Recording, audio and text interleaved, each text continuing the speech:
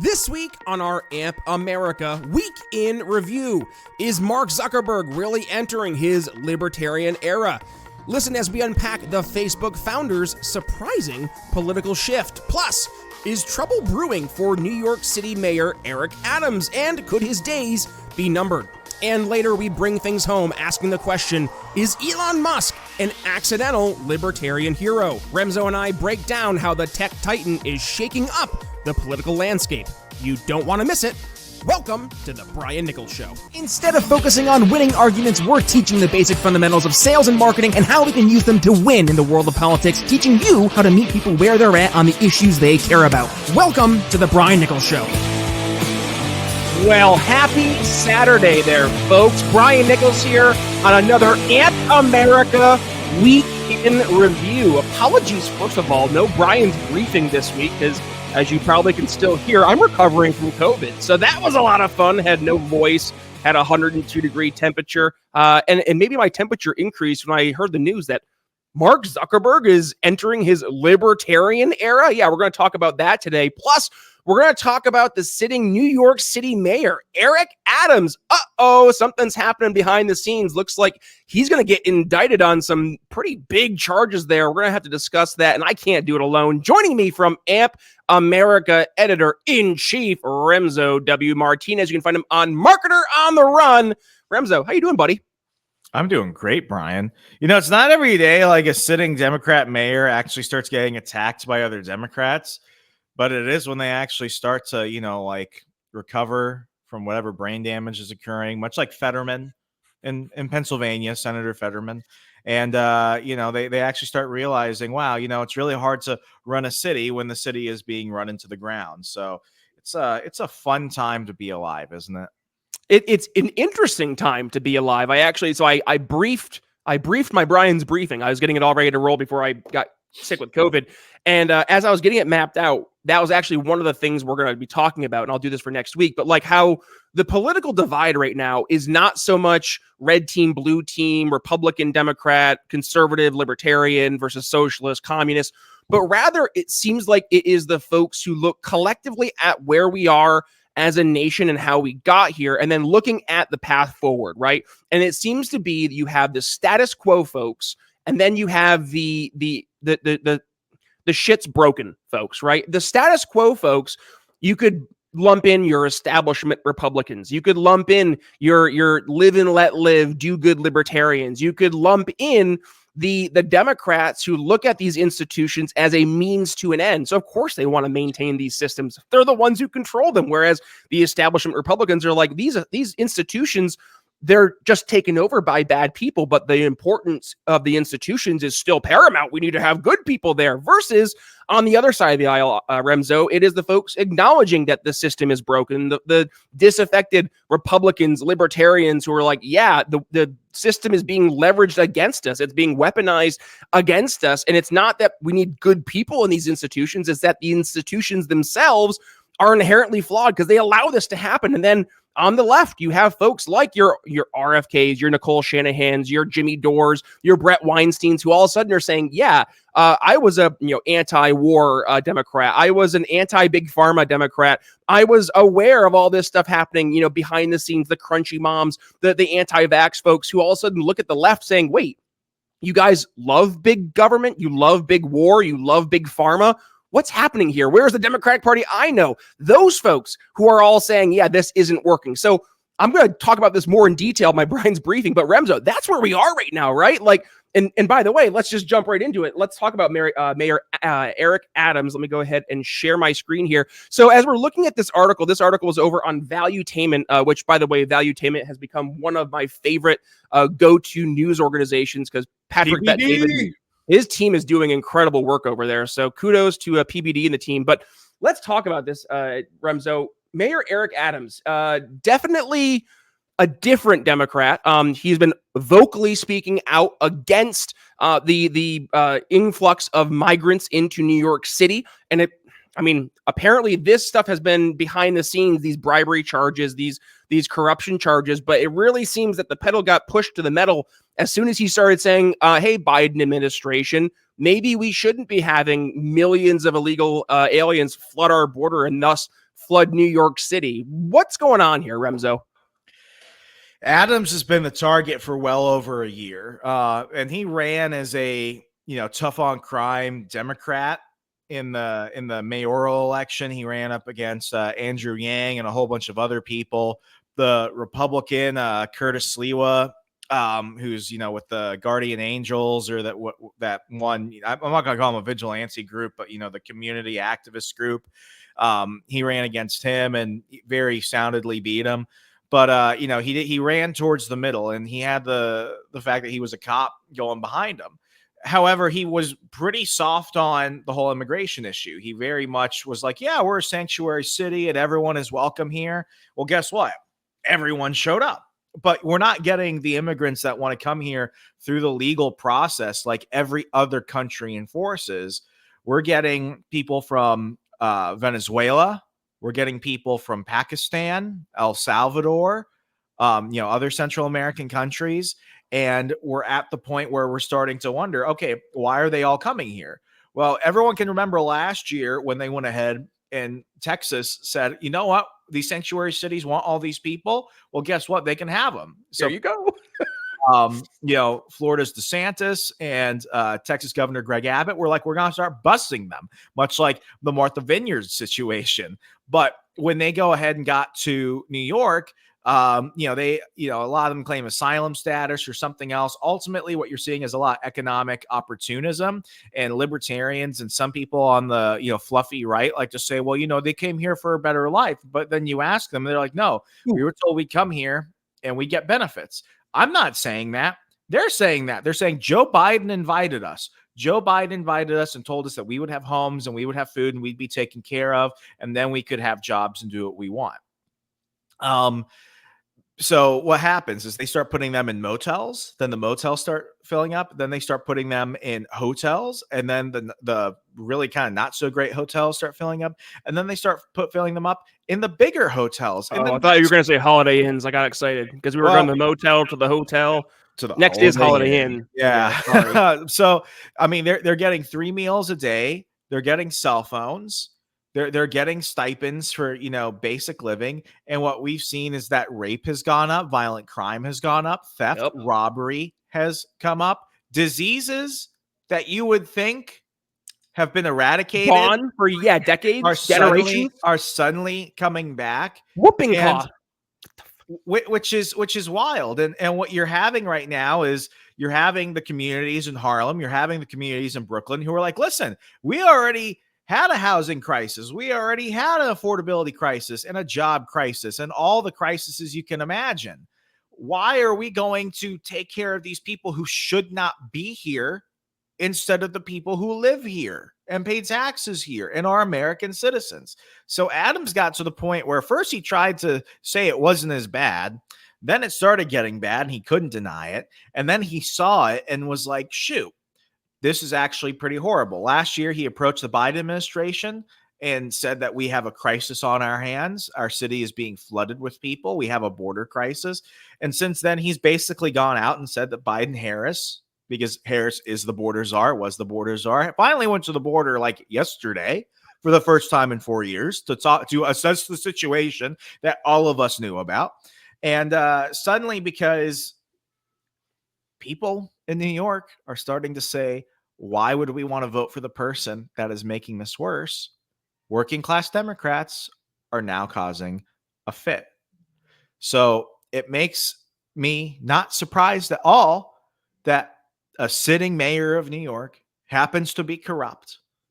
And suddenly, as soon as he starts causing a ruckus, suddenly this comes out, and then all the Democrats are going after him. I'm not saying that what he did, if true, because innocent until proven guilty, if true, isn't a bad thing, but I find the timing oddly suspicious. So that's where we're at. And who's sitting there waiting in the wings with his nipple piercings? No, not Tim Walz, but former governor of New York State, Andrew Cuomo. I will not be canceled by the woke mafia. Slapping fannies and killing grannies. That's Andrew Cuomo. And here he is, one breath away, one step away from going into the mayor's mansion there in New York City, which, by the way, what a career path for the Cuomos. You got Mario Cuomo. He was the governor of New York State. You got Andrew Cuomo, attorney general. Then he became governor of New York State after Elliot Spitzer and that whole debacle, which, by the way, New York State politicians, what's going on there? We ought to really talk about that at some point because it's corruption, corruption, corruption. Now you fast forward, you got Chris Cuomo. He had his fall from grace at CNN. Now he's like, I'm going to be rebirthed as this questioning, middle of the road journalist. It's like, okay, Chris. And then you watch the debate with Dave Smith and you're like, oh, you're still full of shit. Gotcha. Thank you for telling me that. Child abuse. It was bad. That was what a just abomination of a debate. It's like that South Park episode where the midget is beating up Cartman and they're like, please stop, he's already dead. It was, and the one clip when he's like, I didn't make fun of Joe Rogan for horse dewormer, and Dave Smith's like, dude, you were on camera, literally, like it's there. And then PBD's like, yeah, we got the clip, and they're like, roll the clip, and it's just Don Lemon and Chris Cuomo saying, yeah, how dare you go ahead and promote horse dewormer, ivermectin? Come on, Joe, like. Come on, you're so full of shit. But anyways, looking at Andrew Cuomo, yes, he is waiting in the wings, and this has been reported that he is very much looking at jumping into the mayoral race if something were to happen that Eric Adams is forced to step down and there's a special election. So lots of crazy stuff here, Remzo. What do you think for New York State politics? Does this represent a shift in New York State politics in any way, shape, or form? Because the Cuomos, I mean, they've been a power structure in New York State for a while, but it sounded like, and it seemed like they were kind of being pushed out to the side. Is this a resurgence of, dare I say, the common sense Democrat, despite them wanting to have all the power as much as they would in the past, as it has shown? But is there a little bit of a change away from the wokeism that was seeping into New York State Democratic politics and more so to, we got to still make the state function? No. Okay.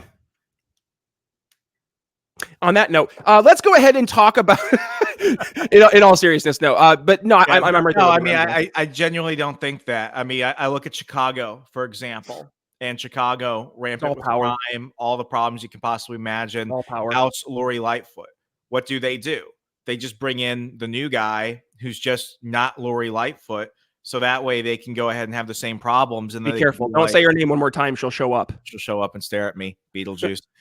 So it's like, you know, they Democrats have this thing where they divorce their candidate from their candidate's policies because they basically just reelected Lori Lightfoot. And, you know, and that's not the only time that's ever happened. So with this situation, I feel like unless they really, I mean, the real solution is just leave the Democratic Party. Like if they actually really cared about that, they would see that the Democratic Party as an institution does not serve them. So if they actually genuinely cared, it wouldn't be, well, I'm going to be a different type of Democrat. It's like, no, just leave. Yep. Just leave. Because what they're going to do is, and whether it's Cuomo or somebody else, and I don't think it would be Cuomo, my betting odds would be low on him. I think they would just basically get somebody else to do it.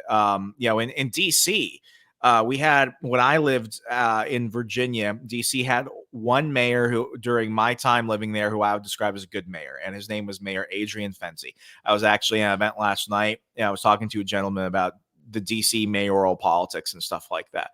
And I basically called Fenty a cleaned up Marion Barry, because, and I will go to my grave saying this, Marion Barry was the best DC mayor way before I was cognizant about this. Marion Barry was the best mayor in DC, crack and all. So when I moved there in 2008, DC had a mayor named Adrian Fenty, and Fenty was a Democrat. He was a young guy, kind of Obama-esque, but his big thing was, you know, truancy rates in school are pretty bad. Kids need to be in school. They can't be out. They're committing crimes. They're doing all this other stuff. We can't have homeless people all over our nation's capital. We have to clean it up. There was trash all over the mall. It was really bad. And then he also said, well, you know, we need to address the family situation and the poverty situation. We need to address why we have all these single mothers. So what did the Democrats do? They went after him. They called him white. They went after his white girlfriend, and then he lost his election, and they ran him out of DC, and now he lives a quiet life as a corporate attorney or something in Northern Virginia. And then what we had Vincent Gray, and Vincent Gray was horrible. And that's when we started seeing all the crime rates and all the homelessness went up. And people were like, wow, Vincent Gray is horrible. Let's go ahead and get rid of him. So who did they vote for? They voted for Muriel Bowser. Muriel Bowser, who was just Vincent Gray on crack. And now DC is probably the most disgusting from a tourism standpoint, even from just a standard of living standpoint. And I worked in DC from 2015 until 2021. The most disgusting place you could possibly live, nonetheless, our nation's capital. So Democrats, they just swap people out, and then they wonder why things never change.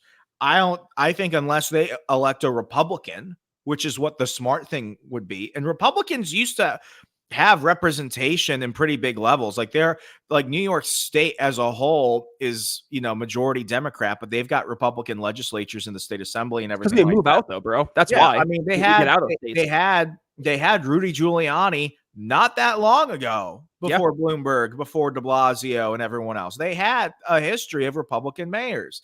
They had George Pataki, who was a pretty freaking good governor of New York by most standards for like a moderate East Coast Republican. For New York State. Yeah, absolutely. New York standards. So this isn't alien. It's not like it hasn't happened before. I would say, no, Brian, we got to go a step further. This isn't a resurgence of anything. It's an inflection point as to whether or not they're going to start realizing that Democrats are the problem.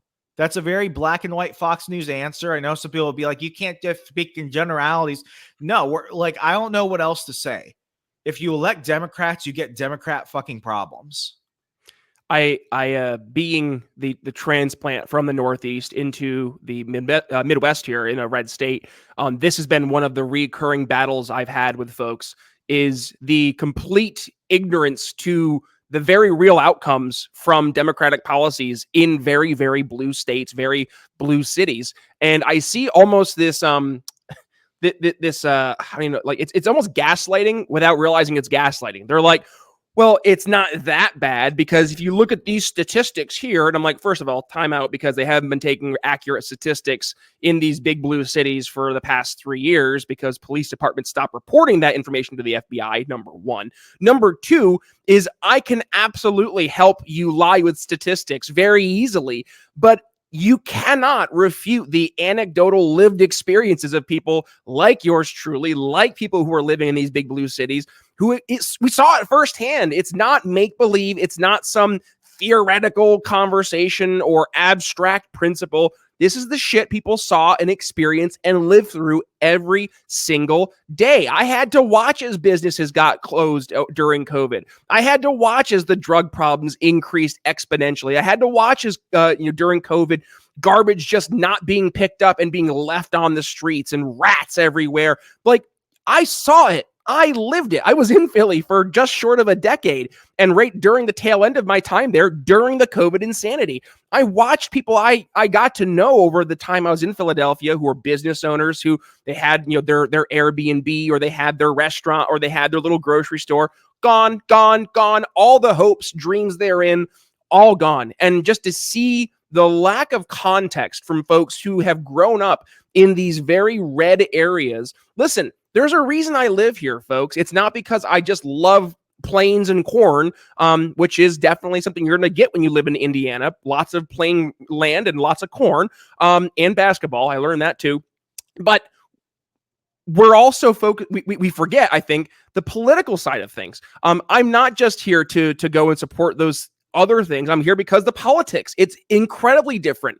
And to pretend that, well, it's here in the red states, the Republicans are the bad guys because they're in charge. No, stop, full stop. Are there things that Republicans do that are bad and violate rights? Yeah, I'm not saying that they don't. I'm saying the context of GOP leadership in a red state is night and day, fundamentally different at its core than the context of being in a blue city or in a very blue state. And as somebody who I grew up in New York State, I saw all this firsthand. Then living in Philadelphia, I saw all of it firsthand. And then moving to Indiana, The discrepancy is night and day. Now, with that being said, I completely forgot to mention as we started, we are live, by the way, over on Facebook and over on Twitter. So if you're joining us here today, please head down below in the comments. I did see one comment come in and they said, Brian, it's early morning. Are you drinking some coffee from that Zip Code shouldn't determine education cup right here? And I am. Here we go. There's my cup. If you want to know what type of coffee I'm having, Remzo, I think you know, it's Clockham Craft Coffee. Let's go ahead and take a listen to one of our new sponsors. Are you sick of bland, bitter coffee that relies on sugar and cream just to be drinkable? You deserve better. Most coffees are over-roasted, destroying subtle flavors and leaving you with a burnt taste in your mouth. That's where Clockham Craft Coffee is different. Their carefully crafted roasts preserve every nuance, from chocolatey notes to fruity hints. Rediscover what coffee should taste like. Choose Clockham Craft and wake up to flavor, not frustration. And by the way, Brian Eagle Show listeners, get 10% off your order using code BNS10 at clockhamcraft.coffee. Link in the show notes. And now, let's get back to the show. Are you sick of bland, bitter... I love that it repeats every single time, too, because it wants you to know how good... Caffeinated. It's the most caffeinated ad ever. It just keeps going. It's the Energizer Bunny of ads. And by the way, Clockham Craft Coffee is easily my favorite coffee. Thank you to Bill Reglin, who is the proud owner, and he is bringing us all the Clockham Craft coffee you could possibly need. So make sure you use that special discount code. Links are in the show notes. But Remzo, let's do a transition. We're talking about libertarian coffee. Let's talk about libertarian social media. Now, Twitter has become a air quote safe-ish haven over the past few years with Elon Musk taking the reins of Twitter. But apparently, a social media site that's known and loved by most folks. The CEO there is now starting to say that maybe he's entered his libertarian era. Remzo, talk to us about Mark Zuckerberg saying that yeah, I'm a libertarian now. It looks like you got some new programming. What's going on here, Remzo? The man's going through either an existential crisis or he knows he's going to jail.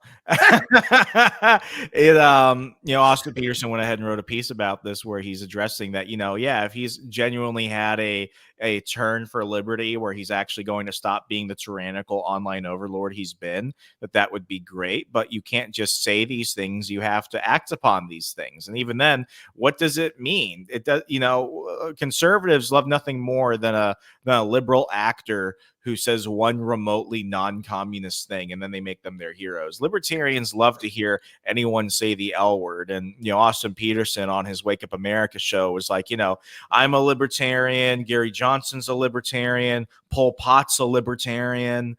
Stalin's a libertarian. Like, when everyone starts kind of throwing it around, like, what does it mean? Dude, it's syndrome from The Incredibles. When everyone's super, no one is. It's the same idea. And I have a theory. I think the theory is he knows that Trump is coming back. Yep. He knows that Trump, in his own book, was like, I will send this man to jail.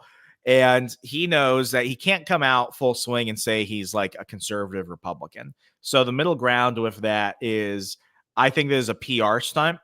I think he's going to go libertarian because if he goes... And by the way, I don't mean to interrupt, but like part of this PR stunt, as you say, is he literally is hiring a Republican libertarian strategy company to help figure out how to earn back the trust of Republicans, conservatives, libertarians on the platform. Let's go ahead and like timestamp this segment right here, Brian, because I'm going to make a prediction. September 28th, 2024, 11:44 a.m. on the East Coast. Remzo, right go. Before the election, Reason Magazine will discuss how Mark Zuckerberg's libertarian turn is the best thing since Jesus Christ, and the Cato Institute will begin publishing white papers discussing why censorship is good.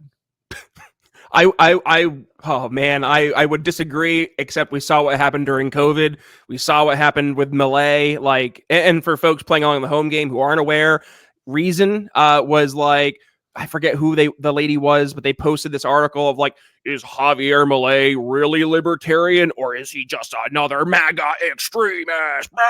And they're trying to make Javier Milei arguably like the most prominent actual big L libertarian that's ever been elected ever, anywhere. Okay, so Reason's going after him, and then you have Cato Magazine or Cato Institute supporting the idea of COVID vaccine mandates in a libertarian society. Oh, it was really the passports. The passports was really the big thing, which is like, well, it'll be blockchain. It was So Ilya, right? It was Ilya. I had a guy name? from the Independent Institute on my old podcast, Ilya Shapiro. I think that Him, was yeah. Thank you. I had a guy on my old podcast during 2020 from the Independent Institute. It's the only time I ever had a guest on my show, and I actually called them a dumbass because they were like, well, there's some libertarian features to the vaccine passports. It will be blockchain based. I'm like, what? So because they use a freaking app, it suddenly means that they could be like totalitarians? Like, that's one of the dumbass things I've ever heard. The autism, the embrace of the ism as the justification for the action is what drives me crazy. But here's where the line ends. So you get the libertarians, especially the DC types, are a step away from the Republicans. The Republicans own Fox News. You start getting Zuckerberg doing interviews without his lawyer sitting next to him. And at that point, you can get him to basically take some photos and do some interviews, and he might be like a CPAC speaker and stuff like that. And then suddenly it's like, Trump, you can't go after Mark. He's so silly. He's just, that was then, this is now. Maybe he could be president one day because he says he's a Republican now. It's a gradual thing, but it's slowly, it's like John Cena is actually a really smart business guy. John Cena is actually trying to do the same thing with his career that The Rock did and what Jason Momoa did, which was leave as a heel, go into kids movies to make yourself family friendly. But first you gotta start with like the B action movie stuff that no one really likes. So reinvent yourself. Yeah, so that way you can go ahead, like the Marine and those movies that Cena did. Then you start doing like, the Disney kids movie, so that way you're family friendly. And then you're a big movie star and you're in Suicide Squad and all this other stuff and Fast and Furious, and you're making all the money. And now everyone wants to have you on your show. And you're not just the wrestler turned actor. Now you're the wrestler turned actor and mogul. Yep. So, and now you have something to say and everyone wants to talk to you. It's formulaic and it works. And you apply that to anything, politics or not. And that's the gradual, sponging of the blood of the thousands of hundreds of thousands, millions of people whose accounts and careers and reputations have just been destroyed. I mean, I want to see Facebook reinstate Kyle Rittenhouse. I also want to go ahead and see Mark Zuckerberg issue Kyle an apology for keeping up all the lies about Kyle Rittenhouse and taking down his fundraisers and inadvertently, keeping the lies up about him. That's just one case, maybe because I'm only 45 minutes from Kenosha. But like, you can't just say this and do some MMA and, say that Trump pumping his fist in the air after he got shot in the face suddenly was like the most American thing ever. Austin Peterson is correct. Say what you want. Actually do something. Well, and like, let's just, to your point, look at the track record, the whole issue with Kenosha or the Kyle Rittenhouse thing from Kenosha. I mean, how many countless Facebook pages have been nuked over the past decade? My Facebook page has about 3,000 followers on there. It has basically been a ghost town since 2020. Dude, my page has 46,000 followers over on Facebook since, let's see, like a year ago, 6 months ago or so, since it was election season, really, that's what it was. They have throttled the reach. I used to get like 11,000 likes on one random post a week. I'm lucky if I get 40 on a specific post nowadays. And it's just like, okay, I see you saying you've entered your libertarian era there, Zuck. Don't tell me, show me, right? Like let's go. The We Are Libertarians old Facebook group they had well over like 10,000 people in that group. Nuked, gone. Being Libertarian had almost 1 million followers. Nuked, gone. Liberty Memes, they had multiple pages over the past decade that have been nuked that were reaching like mid six figures, close to 1 million views or followers, and just completely nuked. So we're seeing that there is one side of the aisle, the conversation of yeah, we're seeing a change in Facebook. We're seeing a change in Zuck.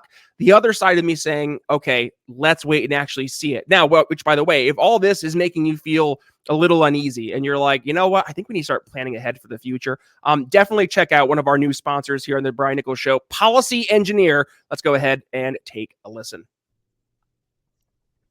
Hey everyone, let's talk about the elephant in everybody's room, insurance. Does all that insurance jargon make your head spin? If so, you're not alone. It's tough to make smart decisions about your family's protection when it all sounds like gobbledygook. Well, I recently discovered a company that's changing the insurance game, and that company is called Policy Engineer. These folks are on a mission to make insurance understandable for everyone. They offer free educational webinars, personalized consultations, and easy-to-digest resources to help you become an insurance pro.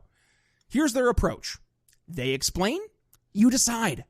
They'll walk you through your options, answer all of your questions, and empower you to make confident choices about your family's future. Because when you understand your coverage, you can rest easy knowing you made the right decision all along. Ready to take control of your insurance? Head over to policyengineer.com and start your journey to becoming an informed, empowered policyholder. And of course, don't forget to tell them the Brian Nichols Show sent you. Policy Engineer, redefining insurance one member at a time. And now, let's get back to the show. So, Remzo, I have a question I'm going to ask, and that is this. Zuckerberg has entered his libertarian era. You're seeing folks like The Rock go on Patrick Bet-David's podcast. PBD, I would say, is maybe more of a small L libertarian.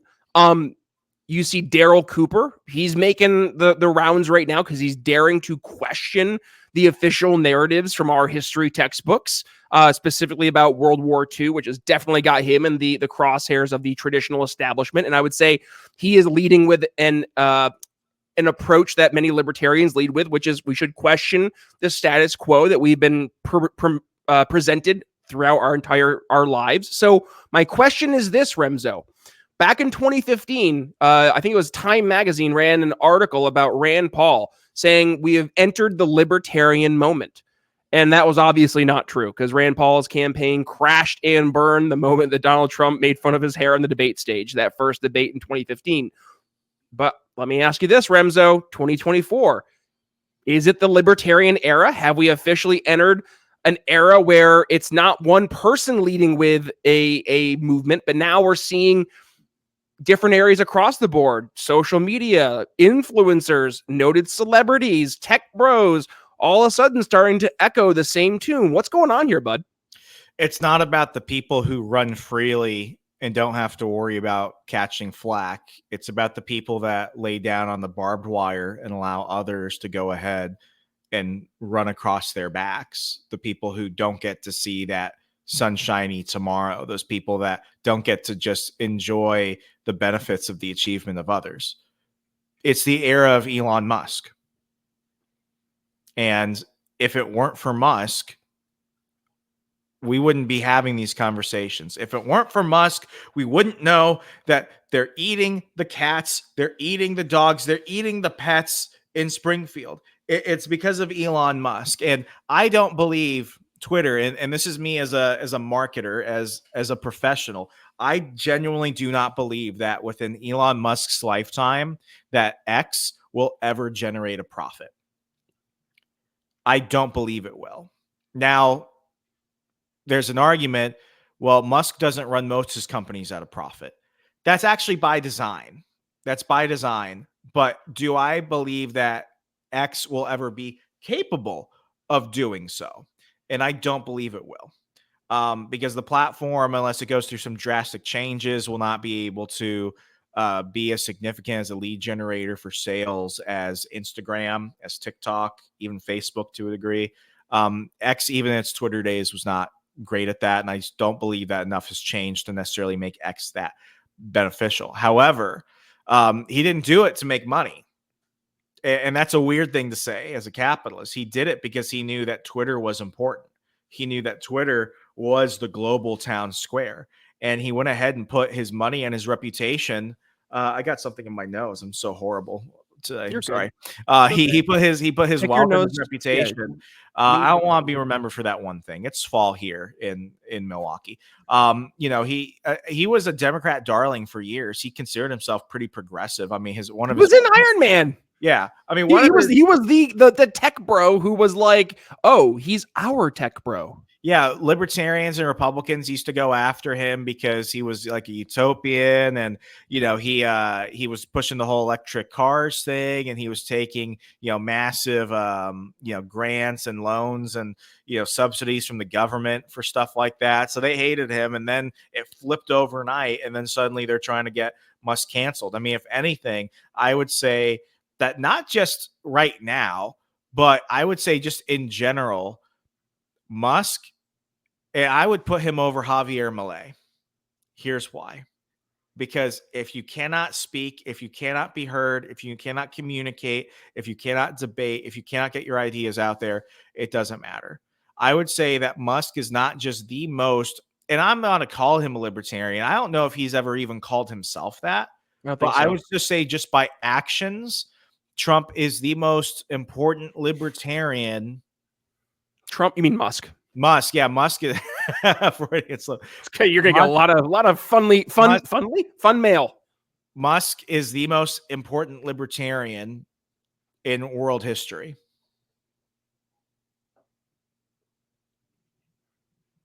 We're gonna leave that one right there. I've got no other comparison. He just is. Andrew Carnegie, Rockefeller, all those noted libertarian icons, right? Sure. No, Remzo, by the way, I think you're on the right path here, because you look at like Jack Dorsey. When Twitter first came to the mainstream, Dorsey was very much kind of like in this libertarian mindset, and then just like absorbed by the woke mind virus. And Twitter turned into a leftist cesspool, the folks that Jack Dorsey empowered, and he very much like just hands up, I'm out. I don't want to be part of the infrastructure because I'm now becoming part of the narrative in Jack Dorsey. So he removed himself. But like to your point, and this kind of goes to where I think Zuckerberg is right now, and you're spot on, right? Like looking at Elon Musk setting the standard, really. He's the one laying down to allow folks to walk across, right? He is saying it's okay to stand up and believe what you believe, even if it's not the popular thing. And by the way, I apologize, folks. I'm struggling with the post-COVID insanity right now in my voice. I know I sound so nasally and fun. But no, seriously, you look at Elon Musk, he has really helped pave this path. So if you do have values, if you do believe something, don't be afraid to speak it. And now we're seeing a complete reversion from the old DEI, ESG approach to big government in the corporations. Now we're starting to see folks starting to say, no, Robbie Startuck, shining the light on all these different organizations like John Deere or Tractor Supply or Toyota. And you watch, as soon as he opens the door and shines the light on all the progressive leftist gobbledygook that's been taking place behind the scenes at these very large corporations, many times being pushed through the back channels of ESG governance. People are tired of it, right? And it's everywhere in these companies. So now we're at this collision point. You have the woke progressive leftists in these corporations who are either going to have to face the reality that these ideas aren't as appealing as we tried to promote them to be.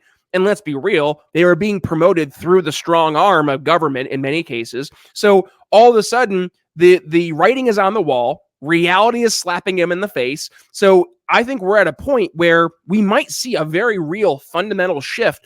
I mean, Jamie Dimon, head of Chase, saying, hey, I might consider voting for Trump because we're not getting real answers from Kamala Harris on what her real economic policies are. And by the way, we acknowledge that if we are going on what we think she's going to do based on what she said in the past, not only are those not good economic policies, they're very unpopular and they're destructive. So the business world's going to start to step up, I believe. we're going to see more and more folks, just in the traditional sense, take a step back away from all the insanity, the leftist gobbledygook. And I think we're seeing a reversion to the mean, Remzo, right? We talk about the pendulum swinging back and forth. I think we're having a steady swing back to the right now. The 2020 era, the COVID era, that was a very big swing to the left and to government power. So I know we're hard pressed for time here, Remzo. What does the next couple months here, as we're going towards the tail end of the election? October is next week. What do you see taking place the rest of 2024, and where does 2025 begin? I'm gonna make 4 hard predictions. Do it. Okay. 1, there is no October surprise against Donald Trump. I do not believe that this go around they're even capable of pulling an October surprise on him. I do believe that there is an October surprise moment for Kamala Harris. I think this comes in the form of Joe Biden. I think something about Biden being basically incapable of making decisions falls on some stories, whether it's about the border, whether it's about Ukraine or Israel or something. I think something happens where somebody says, yeah, Joe didn't have anything to do with this. Kamala decided this, and they go ahead, and it's a staffer that goes ahead and throws this out. Much like how you had a CNN staffer say that Kamala got the questions to the last debate in advance. I think something happened so bad, and I don't think it's going to be because Republicans found it. I think it's going to be because a Democrat leaked it. I think Joe Biden will be the final reason why Kamala Harris does not become president. Third, I predict that Trump will win every battleground state, sadly, except Wisconsin, but he will easily be past 300 electoral votes. I believe he takes Pennsylvania, North Carolina, Georgia. I believe he takes Michigan. I believe he takes Arizona and Nevada. I believe, and this is my fourth claim, I believe that it will take several weeks, but we will know basically on election night who the president is. But they will say it will take several weeks. And I believe, and this is my fourth prediction, that Democrats will say that the 2024 election was rigged. I believe they will say that. I believe they will attempt to audit and sue and do everything they can. All the things that they were freaking out about the Trump administration doing back in 2020. Yeah, I believe that they will do what the Clinton administration did on their way out in 2020. I believe that as they're moving out on probably the day before the inauguration, that they'll take the furniture, they'll take the W's off the keyboards, they'll trash it. I mean, when the Obamas left, Melania Trump held she basically held like an exorcism of the White House. Like, it was pretty funny with a priest. So I believe that, my fourth thing is that, they will contest the election. They will, because they did that in 2016. They tried to do that. They try and do that literally all the time. Like, they literally tried to do that in 2020. I'm sorry, not in 2020. They tried to do that in 2000. I would say that the decertification efforts, it went all the way to the Supreme Court. Sure did. The 2000 election, I'm sorry. Forget all the January 6th bullshit stuff. The 2000 election, we literally did not know who the president was. And it came down to a few hundred votes in one county in Florida to flip the entire state. 2000 was way worse than 2020. So I believe that they will then make this the narrative, because there are no other narratives. So after this, especially because they know that this is Trump's last dance, they will run for 4 years of Republicans are the biggest threat because Republicans stole the 2024 election. And there's the narrative going forward into 2026, 2028. It will be that the flag by which the left will rally around. Oh yeah, no, man, I can see that 1000%. And to your point, one look no further than a short, 9 years ago during the Trump administration, and 2016, or 8 years ago, I guess at this point, in the Trump administration, day one, Russia collusion. We heard it all the time.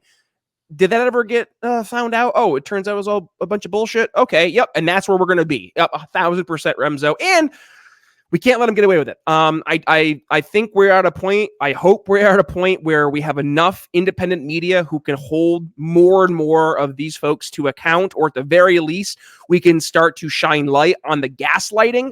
So we just can't have these one-size-fits-all narratives being pushed down through the traditional corporate media. That's where we come in. That's where AMP America comes in. And folks, if you've enjoyed today's AMP America Week in Review, do us a favor. Please go ahead, give us some love, give the show a subscribe, give AMP America a subscribe, give us your email address. You'll have AMP America in your inbox with all the news that's been happening throughout the week that you need to know without that corporate media bias or fluff. And of course, yes, we do go live. I think we're going to start doing this, Remzo, on Saturdays. We usually get pretty good traction here. We've had quite a few folks going in and out of the live stream. So thank you, folks, for joining us today.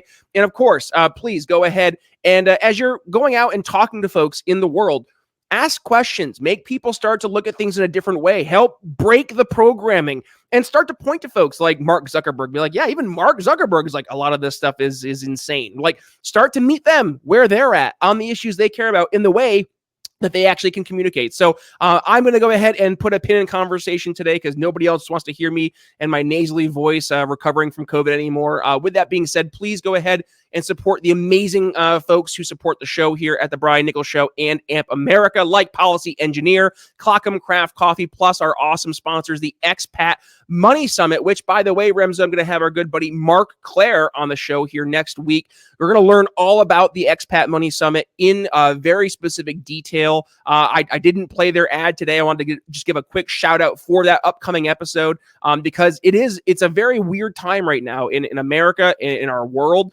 So if you're sitting and you're like, I don't know if America's the place for me, I want to look at other options, the Expat Money Summit is coming up here next weekend. It's going to be a great free virtual summit. Some amazing speakers, folks you know and love, like Dr. Ron Paul, Doug Casey, Scott Horton, and more. So again, Mark Claire, he'll be on the show next week. We'll go ahead and promote that. Otherwise, Remzo, any final words as we wrap things up today? Register to vote. I have a feeling that I might not be able to actually be here in my precinct on election day. So what I did was I went down to City Hall. I went to the clerk's office. I registered to get an absentee ballot. I got my absentee ballot in the mail within a week, and I went ahead and voted.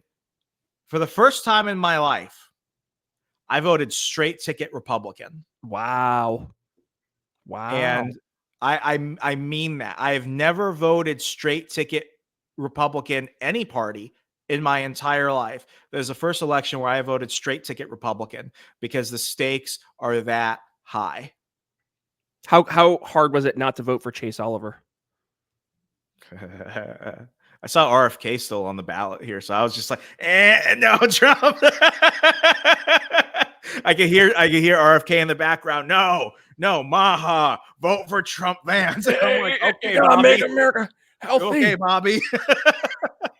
Olivia Nuzzi's in the background saying yes.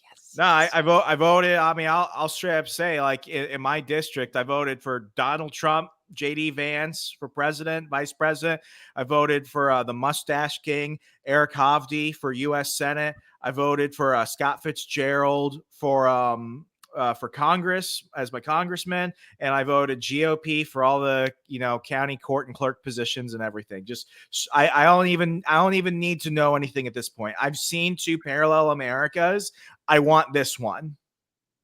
I choose this one. You can find Remzo at Go Remzo on Instagram, Hey Remzo on Facebook and on Twitter. Buddy, it's always a pleasure having you on the show. I love our weekly reviews here. So, folks, if you love the weekly reviews as well, make sure you give us some love. Hit that subscribe button. We go live on Facebook and on Twitter. You can find the show on YouTube. What was that? I'm okay. I didn't have a stroke. YouTube and Rumble. I tried to say both at the same time, and both turned into Yatab. So don't worry about me. I'm okay. Definitely going to have to make sure. A stroke on air. a mini stroke, just a mini one. YouTube, Rumble, Twitter, Facebook. You can go ahead and watch the show, listen to the show on your favorite podcasting platforms, Apple Podcasts, Spotify, YouTube Music, wherever it may be. That's all we have for you. Brian Nichols signing off for Remzo W. Martinez. He's our marketer on the run, and we'll see you next week. Thanks for listening to The Brian Nichols Show. Find more episodes at briannicholsshow.com.